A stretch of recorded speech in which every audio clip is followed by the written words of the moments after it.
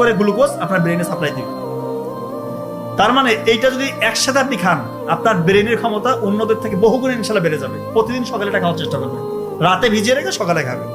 রাতের বেলা আপনার স্টুডেন্ট যারা আছেন, ঘুমানোর আগে এশার নামাজের পর দেরি করবেন না, ঘুমানোর আগে 2 রাকাত নফল নামাজ পড়বেন এবং রাতের যে আমলগুলো আছে সূরা মুলক, আয়াতুল কুরসি, সূরা বাকারার শেষ 2 আয়াত, 3 কুল, 33 বার সুবহানাল্লাহ, আলহামদুলিল্লাহ, 34 বার আল্লাহু আকবার, এগুলো পড়ে বিছানায় যাবেন। আল্লাহ তাআলা আপনাদের দেখবেন সুন্দর একটা ঘুম দিবে।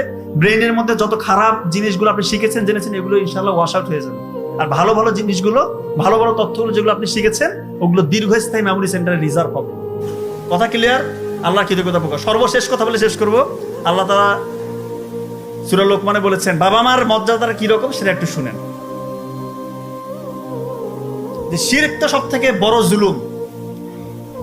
তো বলতেছে তোমাদের বাবা মা যদি তোমাদেরকে শিরক করতে বলে, অর্থাৎ আমার সাথে কাউকে শরীক করতে বলে, সবথেকে ঘৃণিত অপরাধ যেটা, এটা যদি করতে বলে তোমার বাবা মা, তুমি তোমার বাবা মাকে এক্ষেত্রে ভদ্রভাবে অমান্য করবে, তাদের কথাটা মানবা না, কিন্তু তাদের সাথে সদাচরণ করতে হবে, ভালো ব্যবহার করতে হবে, তাদের দেখভাল করতে হবে এবং তাদের মৃত্যুর আগ পর্যন্ত তাদেরকে ছেড়ে চলে যাওয়া যাবে না, তাদের দেখভালটা করতে হবে।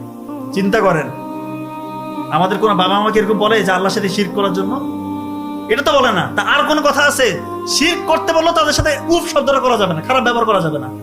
তা আমাদের বাবা মা তো আমাদেরকে জীবনের থেকে বেশি ভালোবাসে, সেই বাবা মার সাথে আমরা কি আচরণ করি? অনেকেই করি না। এটা করবেন না। মা বাবার দোয়া নিবেন, দোয়া আসলে মন থেকে আসে, চাইতে হয় না। আপনার অ্যাক্টিভিটিসে বলে দিবে আপনার জন্য আপনার মা বাবা, দোয়াটা অটোমেটিক চলে আসবে। চোখের পানি ফেলে দোয়া করবে।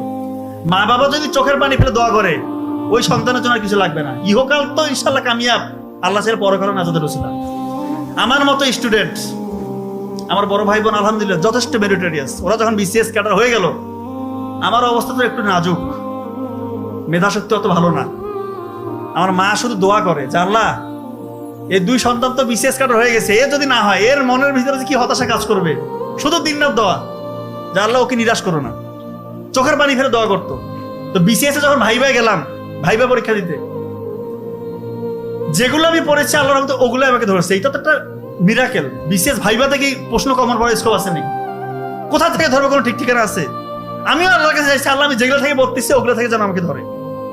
সংবিধানটা আমি খুব ভালো পারতাম, সংবিধান থেকে আমাকে প্রশ্ন করতে আমি তো পটাপট উত্তর দিচ্ছি। ওরা তো বলতেছে রে বাবা রে বাবা, কি ব্যাপার, সংবিধানে কোন অনুচ্ছেদে কি আছে না আছে একদম পটাপট বলে দিচ্ছি।